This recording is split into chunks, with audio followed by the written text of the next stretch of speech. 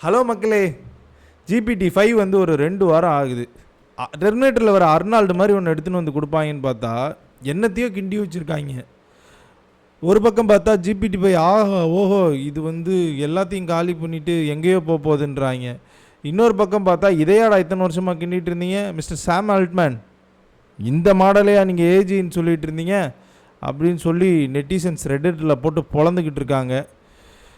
நிஜமாகவே அது எப்படி இருந்துச்சு அப்படின்றத பற்றி இந்த வீடியோவில் நம்ம பார்க்கலாம். Let's get into the video.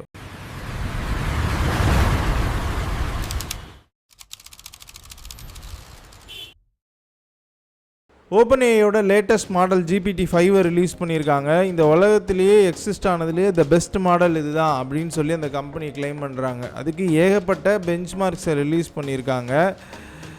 நீங்கள் இதோட மேஜர் ஃபோக்கஸ் என்னவா இருக்குது அப்படின்றத பார்க்குறதுக்கு முன்னாடி ஜிபிடியில் என்னென்ன மாடல்ஸ்லாம் வந்துச்சு அப்படின்றத குயிக்காக நம்ம ஒரு ஓவர்வியூ பார்த்துடலாம். நவம்பர் 2022 அப்போ தான் GPT 3.5 அப்படின்ற ஒரு மாடலை பப்ளிக்கு ரிலீஸ் பண்ணுறாங்க. அப்போ தான் ChatGPT நம்ம கையில் கொடுக்குறாங்க. அதுக்கப்புறம் அதே அடுத்த 6 மாதத்தில் GPT 3.5 டர்போ, அது கூடயே GPT-4 அப்படின்ற மாடலை கொண்டு வந்து நம்ம முன்னாடி நீட்டுறாங்க. GPT-4 தான் இன்றைக்கி நம்ம பார்த்துட்ருக்க ஏஐக்கான எல்லா எக்ஸைட்மெண்ட்டையும் தூக்கி உள்ளே போட்டுச்சு. தம்பி நான் கேட்ட எல்லாத்தையும் அது சொல்லுது, கோட் அடித்து கொடுக்குது, நான் எனக்கு வேணும்னா இமெயில் எழுதி தருது, ஒரு வெப் பேஜஸ் எழுதி தருது, சப்போர்ட் டிக்கெட்ஸ் அதுவே சால்வ் பண்ணுது. இப்படி நிறைய கேஸஸை GPT-4 தான் பெரிய விஷயமாக மாற்றுச்சு. ஓகே, ஏஐ இஸ் ரியல் அப்படின்றத GPT-4 தான் நமக்கு கொண்டு வந்துச்சு. சூப்பரில் அப்படின்னு நம்ம யோசிச்சுட்டே இருக்கும்போது தான் அப்படியே பின்னாடியே GPT-4 டர்போ, GPT-4 மினி அப்படின்ற மாடல் இறக்குறாங்க. அது கூடயே அப்படியே O3 மினி, GPT 4.5 இப்படி மாடல்ஸை லான்ச் பண்ணிகிட்டே இருக்காங்க. இப்போ இவ்வளோ மாடல்ஸை லான்ச் பண்ணிட்டாங்க. நிறைய பேருக்கு ஒன்றுமே புரியலை. என்ன அப்படின்னா, வழக்கம் போல் இவ்வளோ இருக்கே எதை எதுக்கு யூஸ் பண்ணுறதுன்னு. அதுக்கப்புறமா அவங்க ஒரு டேபிள் ரிலீஸ் பண்ணுறாங்க. ஒரு டேபிள் ரிலீஸ் பண்ணி எந்தெந்த மாடல்ஸை எதுக்கு யூஸ் பண்ணணும் அப்படின்னு சொல்கிறாங்க. But still this is too confusing. இந்த மாடலை கோடிங்க்கு யூஸ் பண்ணுமா, இந்த மாடலை கான்டென்ட் ரைட்டிங்க்கு யூஸ் பண்ணுமா, ஆர்ட் கிரியேஷன், இமேஜ் கிரியேஷனுக்கு எந்த மாடலை யூஸ் பண்ணும், எனக்கு ஒரு மெடிக்கல் யூஸ் கேஸ் இருக்குது அதுக்கு எந்த மாடலை யூஸ் பண்ணும், எதுவுமே கிளியராக இல்லை. ஏன் அப்படின்னா, சம்டைம்ஸ் அதே யூஸ் கேஸ்க்கு GPT 3.5 பெட்டராக ஒர்க் ஆச்சு, சம்டைம்ஸ் O3 மினி ஒர்க் ஆகுது, சம்டைம்ஸ் O4 ஒர்க் ஆகுது. ஏன் அப்படின்ற ஒரு கிளாரிட்டியே இல்லை. ஸ்டில் அவங்க மாடல் பேஸ் பண்ணி யூஸ் கேஸஸை ரெக்கமெண்ட் பண்ணாலும் நாம் ட்ரையல் அண்ட் எரரில் கண்டுபிடிக்க வேண்டியதாக தான் இருந்துச்சு. இதை சால்வ் பண்ணுறது தான் GPT-5ஓட முக்கியமான நோக்கமாக இருக்குது. என்னென்னா, GPT-5 லான்ச் பண்ணிவிட்டு அவங்க சொன்னது என்ன அப்படின்னா, நாங்கள் 2 ரீசன்ஸ் தான் GPT-5 சால்வ் பண்ணணும்னு நினைக்கிறோம். ஒன்று, இந்த மாடல்ஸ்குள்ளே இருக்கிற அந்த கன்ஃபியூஷனை தூக்கிட்டு you'll have GPT-5 internal smart routing அப்படின்னு சொல்லி ஒன்று இன்ட்ரடியூஸ் பண்ணுறாங்க. GPT-5 டிசைட் பண்ணும் உங்களோட யூஸ் கேஸ்க்கு எந்த மாடல் கரெக்டாக இருக்கும் அப்படின்றது. அது போக GPT-5ல் நாங்கள் புதுசாக ஒரு மாடலை இன்ட்ரடியூஸ் பண்ணியிருக்கோம். whichever is best it will work. For example, who is the first president of India அப்படின்னு கேட்குறீங்க அப்படின்னா அதுக்கு O3 மினியே போதும் அப்படின்னா GPT-5 டிசைட் பண்ணும் O3 மினி வழியாக நான் இதை ப்ராசஸ் பண்ணி வாங்கிக்கிறேன் அப்படின்னு. இல்லை, give me a game that is very similar to Tetris அப்படின்னு சொல்லி கேட்டிங்கன்னா அதுக்கான கோடை ஜென்ரேட் பண்ணுறது GPT 4.5 தான் பெட்டராக இருக்குது அப்படின்னா அதை யூஸ் பண்ணும். இல்லை, இந்த மாதிரி எனக்கு ஒரு லீகல் இஷ்யூஸ் இருக்குது, இதுக்கு என்னென்ன மாதிரியான ஸ்டெப்ஸ் எடுத்தால் எனக்கு பெட்டர் சான்ஸ் ஆஃப் வின்னிங் இருக்கும் கோர்ட்டில் அப்படின்னு நீங்கள் ஒன்று கேட்குறீங்கன்னா GPT-5 தான் பெஸ்ட் மாடல்னா it will choose GPT-5. So உங்களோட வேலை வெறும் ப்ராம்ப்ட் மட்டும்தான். ப்ராம்ப்ட் பண்ணி நான் பார்த்துக்கிறேன், don't get confused with models அப்படின்னு சொல்லி தான். பயங்கர ரிலாக்ஸாக இருக்குல்ல கேட்கவே. பட் உள்ளே போய் யூஸ் பண்ணும்போது பயங்கர டிசப்பாயிண்டட் ஆகிட்டாங்க. எல்லாருமே பயங்கர டிசப்பாயிண்டட் ஆகிட்டாங்க. என்ன அப்படின்னா, முதல் reason, it lost the character touch. GPT 4.5 நிறைய பேர் யூஸ் பண்ணதுக்கு காரணம் என்னென்னா, அது நமக்கு புரிகிற மாதிரி எக்ஸ்பிளைன் பண்ணி சொன்னிச்சு. ப்ளஸ் அதுக்கிட்ட ஒரு கேரக்டர் டச் இருந்துச்சு. அது வந்து ஒரு எம்பதியோட பேசுகிற மாதிரியான ஒரு மாடலாக இருந்துச்சு. ஸ்டில் அது ஒரு ப்ராபபிலிட்டி என்ஜின் தான் வேர்ட்ஸை செலக்ட் பண்ணுது அப்படின்னாலும் அந்த வேர்ட்ஸை செலக்ட் பண்ணுறதுல it had a human touch. But GPT-5 வந்து டோக்கனை வந்து ஃபோக்கஸ் பண்ணி எழுதப்பட்டது. டோக்கன் என்னென்னா, ஒரு ப்ராம்ப்ட் அடித்து அதுக்கு ஆன்சர் நீங்கள் கொடுக்குறீங்க இல்லையா, அதுக்கு எவ்வளோ வார்த்தைகளை யூஸ் பண்ணுதோ அந்த அளவுக்கு நம்ம GPT-5க்கு காசு கொடுக்க வேண்டியிருக்கும், இல்லை GPT-5ஓட சர்வர் யூஸ் ஆகும். ஸோ ரொம்ப ஸ்ட்ரைட் ஃபார்வர்டான ஆன்சர்ஸை கொடுக்கறது மூலமாக இந்த டோக்கன்ஸை குறைச்சி பர்ஃபார்மன்ஸை இன்க்ரீஸ் பண்ண முடியும் நம்பினாங்க. அதுதான் பண்ணியிருக்காங்க GPT-5ல். பட் இது பயங்கர பேக் ஃபயர் ஆகிடுச்சு அப்படின்றது தான் உண்மை.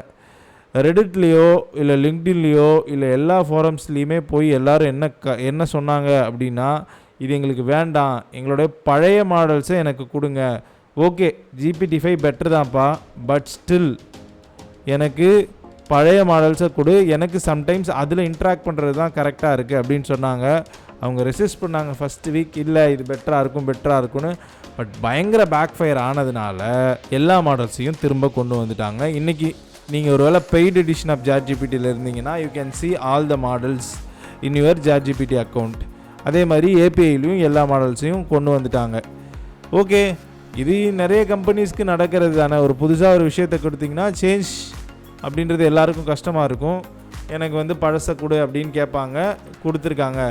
இதில் எந்த விதமான ஃபெயிலியர் இருக்க மாதிரி எனக்கு தெரியலையே அப்படின்னு தோணுச்சுன்னா, பட் என்ன பிரச்சனை இதில் அப்படின்னா, GPT-5 அவங்க சொன்ன அளவுக்கு பெட்டராக இல்லாததுனால தான் பழைய மாடல்ஸை கேட்டிருக்காங்க அப்படின்றது தான் உண்மை. சரி, ஓகே. ரெண்டாவது ரீசன் என்ன, GPT-5 நாங்கள் ரிலீஸ் பண்ணுறதுக்கான ரெண்டாவது ரீசன் என்ன அப்படின்னா, பர்ஃபார்மன்ஸ். எல்லா விஷயத்தையும் இது பெட்டராக சால்வ் பண்ணி கொடுக்கும் அப்படின்னு சொன்னாங்க. அதை நம்ம ட்ரை பண்ணி பார்த்ததில் this is better at coding. For example வந்து ப்ராம்ப்டை வந்து ரொம்ப எக்ஸ்பிளைன்டாக கொடுக்க வேண்டிய அவசியம் இல்லாமல் இருந்துச்சு. உதாரணத்துக்கு ஒரு டெட்ரிஸ் கேமை டிசைன் பண்ணி கொடு அப்படின்னு சொன்னாலே அது என்னெல்லாம் பண்ணுச்சு அப்படின்னா, அந்த கேமுக்கான கேன்வாஸை ரெடி பண்ணுச்சு, கேம் ஸ்கோரிங்கு, ஹை ஸ்கோர், பிளேயரோட நேம், இது எல்லாத்தையுமே ஹேண்டில் பண்ணுறதுக்கான விண்டோ, இது எல்லாத்தையுமே அதுவே யோசிச்சு ஒரு பெட்டர் கேமை கொடுத்துச்சு. இதுக்கு முன்னாடி நீங்கள் GPT-4ல் வந்து எனக்கு ஒரு டெட்ரிஸ் கேம் கொடுங்கன்னு கொடுத்தீங்கன்னா அது ஒரு பேசிக் கலரில் பேசிக்கான ஒரு டெட்ரிஸ் கேமை தான் கொடுத்துருக்கும்.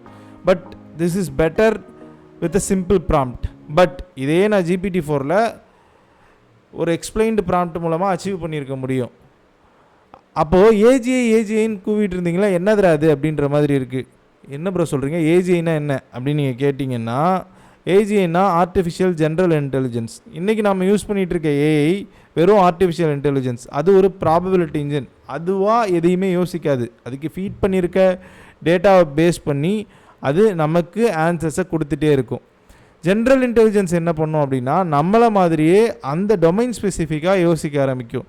இப்போது ஒரு முன்னாடியே சொன்ன மாதிரி ஒரு லீகல் ஒப்பீனியன் வேணும் அப்படின்னா அது லாயராக மாதிரி ஒரு லாயர் எப்படி யோசிப்பானோ அந்த மாதிரி யோசித்து அதுக்கு இருக்கிற டேட்டா வச்சு ஒரு ஆன்சர் கொடுக்கும். இதுதான் GPT-5 இருக்க போகுது அப்படின்னு மிஸ்டர் சாம் ஆல்ட்மேன், ஓப்பன்ஏஐயோட CEO, ரொம்ப வருஷமாக சொல்லிகிட்டே இருக்காரு. அதுவும் இந்த வருஷம் ஆரம்பத்துலலாம் என்னென்னமோ சொன்னாங்க, பயங்கர ஹைப்பு. ஸோ இப்போ என்ன ஆயிடுச்சு அப்படின்னா, இந்த ஹைப்புக்கு அப்புறம் உள்ளே போய் பார்க்கும்போது இது ஒன்றுமே இல்லை. Android 14லேருந்து Android 15க்கு மாறும்போது இங்கே பார்த்தீங்களா இந்த பார்டர் ரேடியஸ் கொடுத்துருக்கோம், இந்த ஓரத்தில் லைட்டாக வளைஞ்சிருக்கு பார்த்தீங்களா அப்படின்ற மாதிரி இப்போது OS அப்டேட்ஸ் கொடுத்துட்ருக்காங்கல்ல, அந்த மாதிரி ஆயிடுச்சு அப்படின்றது தான் இதில் இருக்க பிரச்சனையாக எனக்கு தோணுது. Where is the AGI you promised man? அந்த மாதிரி தான் இருக்குது. இது மூலமாக நமக்கு என்ன தெரிய வருதுன்னா, நம்ம அப்படி சர்ன்னு GPT-3லேருந்து GPT-4க்கு ஒரு கிராஃப் ஏறிச்சு இல்லையா, அந்த மாதிரி இது ஏறல. GPT-4 to GPT-5 is a cosmetic updates. வெறும் அழகு சாதன பொருள் மாதிரி தான் இருக்குது. அதில் நிஜமாக ஃபங்க்ஷனலாக இவங்க சொன்ன அளவுக்கு எதுவுமே இல்லை. பட் GPT-6 இதை விட பெட்டராக இருக்குமா அப்படின்னா தெரியல, லெட்ஸ் வெயிட். பட் எனக்கு என்ன தோணுது அப்படின்னா, ஓப்பன்ஏஐயோட ஃபோக்கஸ் ஏஜிஐ நோக்கி இல்லை, என்டர்பிரைஸ் அடாப்ஷனை நோக்கி இருக்குது அப்படின்றதில் அவங்களே கிளியராக இருக்காங்க. என்டர்பிரைஸ் அடாப்ஷன்னா அதாவது பெரிய பெரிய கம்பெனிஸ் இருக்காங்க இல்லையா, அவங்களோட சிஸ்டமில் டெவலப்மெண்ட்டாக இருக்கலாம், மேனுஃபேக்சரிங்காக இருக்கலாம், இல்லை ஒரு ஃபுட் இண்டஸ்ட்ரியாக இருக்கலாம், ஒரு கவர்மெண்ட் பாடியாக இருக்கலாம். இவங்க எல்லாரும் அவங்களோட ப்ராசஸ்க்கு ஓப்பன்ஏஐ யூஸ் பண்ணணும் அப்படின்றதுக்காக அதை நோக்கி மோர் என்டர்பிரைஸ் ரிலேட்டட் ஆர் ஒரு பிஸ்னஸ் ரிலேட்டட் ஃபங்க்ஷனாலிட்டிஸ்லாம் ஒன்றா புஷ் பண்ண ஆரம்பிக்கிறாங்க. இப்போது எம்சிபியாக இருக்கட்டும், கஸ்டம் கனெக்டர்ஸாக இருக்கும். எம்சிபி கஸ்டம் கனெக்டர்ஸ்லாம் உங்களுக்கு என்னென்னு தெரிஞ்சுக்கணுன்னா கமெண்ட் பண்ணுங்கள், I will do a separate video. So அதோட ஃபோக்கஸ் என்டர்பிரைஸ் அடாப்ஷனாக தான் இருக்குன்ற பட்சத்தில் நீங்கள் ஏஜிஐ பற்றி சொல்லி எங்களுக்கு தேவையில்லாமல் ஹைப் பண்ணாதீங்க. அப்படி பண்ணினீங்கன்னா இந்த மாதிரி ஒரு ஃபெயிலியரையோ இல்லை பேக் ஃபயரையோ நீங்கள் தான் ஃபேஸ் பண்ண வேண்டியிருக்கும் அப்படின்றது தான் எனக்கு தோணுது. ஸோ எனக்கு ஓப்பன்ஏஐ என்ன பண்ணியிருக்கணும் அப்படின்னு தோணுதுன்னா, நீங்கள் ஏஜிஐ இதுன்னு சொல்லியிருக்கவே கூடாதுன்னு தோணுது. அன்வான்ட் ஹைப்பை நீங்கள் இதில் புஷ் பண்ணதுனால தான் இவ்வளோ பேக் ஃபயர் வந்திருக்கு. GPT-4லேருந்து GPT-4.5 கொடுத்தாங்க இல்லையா, அப்போ இவ்வளோ ஹைப் இல்லை. அதனால we thought it is an improvement, நல்லா இருக்குப்பா, சூப்பராக இருக்குது அப்படின்னு ஏகப்பட்ட பாசிட்டிவ் ரிவ்யூஸ் நம்ம எல்லாருமே கொடுத்தோம். பட் 5 நீங்கள் எதையோ சொல்லிவிட்டு வேறு எதையோ டெலிவர் பண்ணியிருக்கீங்க.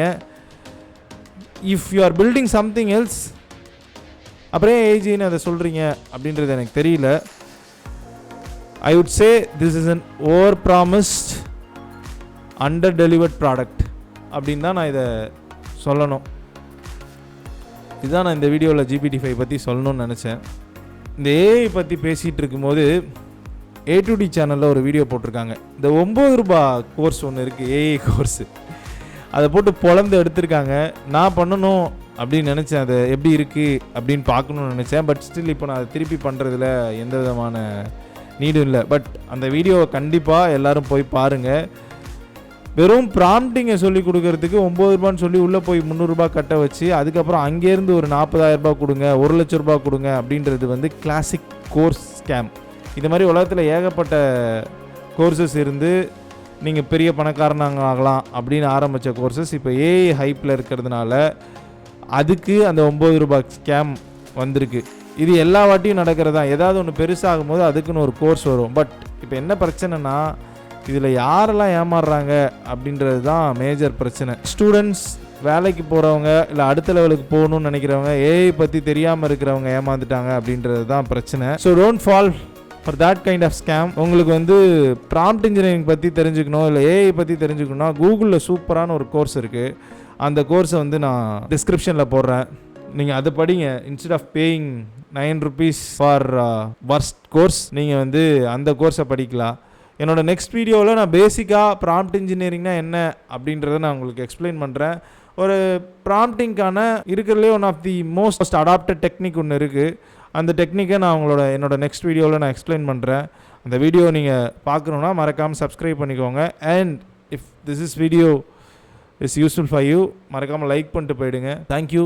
மற்றும் ஒரு வீடியோவில் நம்ம மீட் பண்ணலாம்.